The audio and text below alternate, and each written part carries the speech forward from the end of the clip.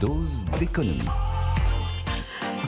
Bonjour Stéphane Pedrazzi. Bonjour Lorraine. Avec vous, nous allons réfléchir à est-ce que c'est une bonne idée que l'État veuille faire les poches de l'Agirc Arrco. Racontez-nous. Alors le gouvernement a des arguments. Il estime qu'une partie des excédents de l'Agirc Arrco, qui est le régime de retraite complémentaire des salariés du privé, est excédentaire en fait grâce à la réforme des retraites, parce que les salariés vont cotiser plus longtemps. Et cet excédent, il a été calculé par le gouvernement, 1,2 milliard d'euros à l'horizon 2026, 3,1 milliards d'euros à l'horizon 2030. Ce sont donc les chiffres du gouvernement, on est d'accord. Mais, parce qu'il y a un mais évidemment, le système de retraite complémentaire est alimenté uniquement par les salariés. Et donc, s'ils cotisent plus longtemps, en théorie, ils devraient avoir le droit d'avoir à la sortie davantage une pension complémentaire plus élevée. Sauf si l'État, évidemment, vient ponctionner cet excédent. Dans ce cas, les salariés vont cotiser plus, mais au final, ils auront la même retraite que s'ils avaient travaillé 2 ans de moins. Bon, on est plutôt sur ce qui s'appelle une mauvaise idée. Oui, alors pour l'instant, on le rappelle, c'est juste un souhait du gouvernement. C'est pas la première fois que ce souhait est mis sur la table.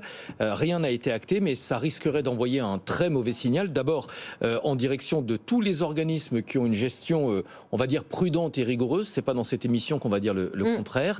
Donc on va pas décourager la gestion prudente.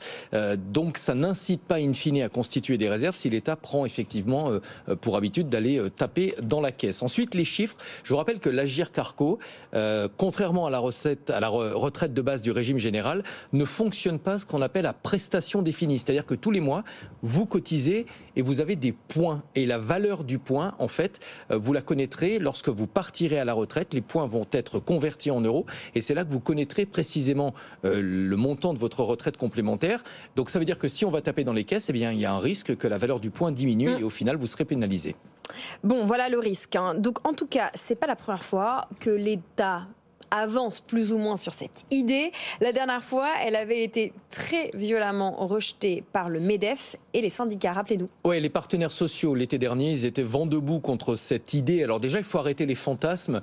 Le magot de l'Agirc Arrco, ça représente 9 à 10 mois de pension complémentaire. Ça ne représente pas des années, même si effectivement, on est près de 70 milliards d'euros. Dans l'absolu, ça n'est pas un montant démesuré. Alors ils s'y opposent, les partenaires sociaux, pour 2 raisons. Parce que d'abord, l'Agirc Arrco est bien géré, donc ils ne veulent pas effectivement en perdre le bénéfice. Et surtout parce que c'est une décision politique. Au final, c'est un principe de vase communicant. Ce qu'on va prendre du côté des retraites complémentaires, c'est pour le redistribuer dans la retraite de base. Mais pour le gouvernement, ça lui évite de baisser le montant des retraites de base et en l'allant taper dans la caisse des autres.